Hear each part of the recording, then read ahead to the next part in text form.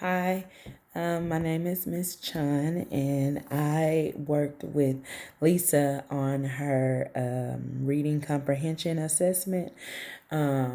We worked over Zoom because she is a eighth grader, and I work at the elementary school, and I was not able to meet with her face to face, so we've been working through Google Classroom. That's how we log in, and then we'll get on to Google Meet, and we'll do face to face assessments like that, and also um, I've called her dad to have him to set up everything for us. So they have really been helpful with the technology piece. So again, we did two assessments. Well, I did two assessments on her. I did assessments for fictional reading, and I did assessments for nonfiction reading, and both passages were from reworks, and they were also fourth grade passages.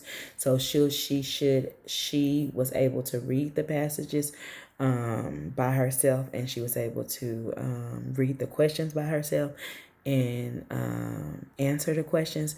As I was watching her take the assessment, I noticed that she took more time with the informational text, the nonfiction text, because I get it was a little harder, and it was a little I don't think it was what she really wanted to read. So that took her a little bit to read it and also to answer the questions. One thing I did notice that she was enthused. Like soon as I told her I was gonna work with her, like she went all the way into it. It wasn't I got just something else to do. So she was really invested in working with me. Let's see. So her strengths during this is she's very motivated. She didn't give me any problems. She struggled a little bit with focus. And her overall strengths is she does really good in math. Her weakness is ELA. She gets co-taught services for math and for science, and then she goes to the special ed classroom for ELA to get her ELA minutes. Let's see. She did fairly okay with the multiple choice, which she actually got all the multiple choice questions correct. There was some things that I noticed about her. The assessment is she struggled with short answers. Like she would give me maybe 1 to 2 sentences, and also like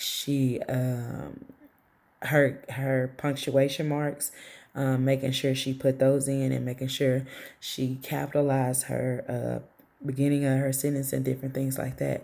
What I noticed, and also I noticed that she didn't really give a lot of in-text what's it called? She didn't give a lot of in-text information. So just looking back into her story and really getting those clues from her story to help her answer her questions. And also, I noticed that what I would recommend for her to do is to first maybe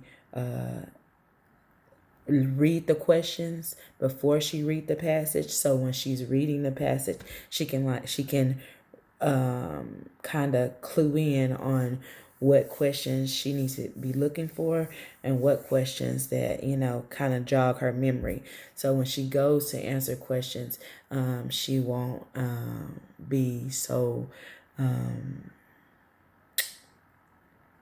she won't be so what you want to say she'll understand more. She'll understand what she's reading more, and maybe even having her have a highlighter to help her. I think that would also help as well. And I guess the only thing that I think that something that could be, if I were to do this again, this assessment again, I would definitely have her to pick out a fiction and a nonfiction book that she may enjoy reading. So to build her, help build her reading comprehension and help build her help build her fluency with reading. So those are some, if I were to change, those are some recommendations that I would do if I were to give the assessment again, or some things that I would change about the assessment. Alrighty, well, that's about it. Thank you. Bye.